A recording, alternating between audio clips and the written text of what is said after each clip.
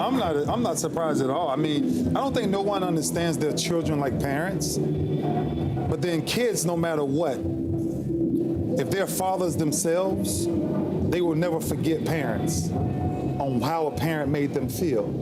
Right? And so the one thing that my entire career that I missed my entire life is I've never walked off a field and felt my father hug me. I've never had my daddy touch me. Right? To just say, good job, son. You know, and just to talk about what Eric just said, so when you think about what Brady, the moment he had, he's sitting there saying, I have the ability to let my father, the reason why I'm here, touch me.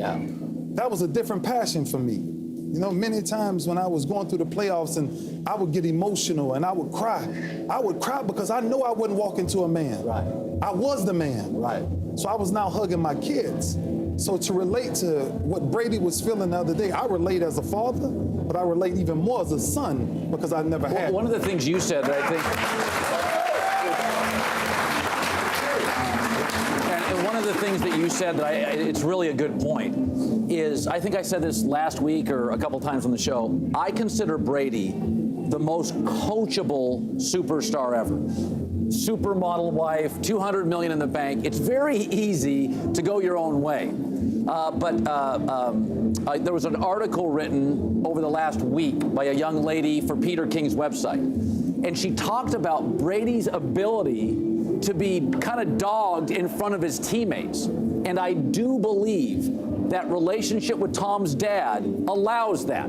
Because dads can be tough, and dads put you in line, and dads say go to bed early. And I think one of the great gifts that Tom Brady has, and we as fans, we don't consider this an asset or a skill, coachability. And I do think a formidable father, and again, doesn't mean you have to have a dad to be coachable, but I think Brady is uniquely coachable as a superstar. I make excellent points, Ray. I wanted to ask you a follow-up. Just, you were one of the great leaders in sports history. Did not having a father, how did that play into your leadership model? Did you seek it out from other men? Did you have other men that played that role in your life? Or how did that impact you as a leader, not having a dad? Yeah, I think what it did was it made me realize why my mom is my hero. Because she took her time to install everything that a woman should know. Braid, fold, iron, clean, cook, whatever it was. And she looked at me one day and said, I can never teach you how to be a man. You're gonna have to learn that on yourself. And she says, I will never say nothing bad about your father.